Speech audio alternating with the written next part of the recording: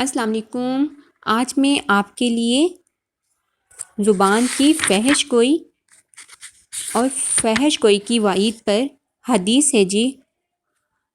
سیدنا ابو ہریرہ رضی اللہ عنہ کا بیان ہے کہ رسول اللہ صلی اللہ علیہ وآلہ وسلم نے فرمایا، جو شخص اللہ تعالیٰ اور آخرت پر ایمان رکھتا ہے وہ اچھی بات کرے ورنہ خاموش رہے، اور جو شخص اللہ تعالیٰ اور آخرت پر یقین رکھتا ہے وہ اپنے مہمان کی عزت افزائی کرے۔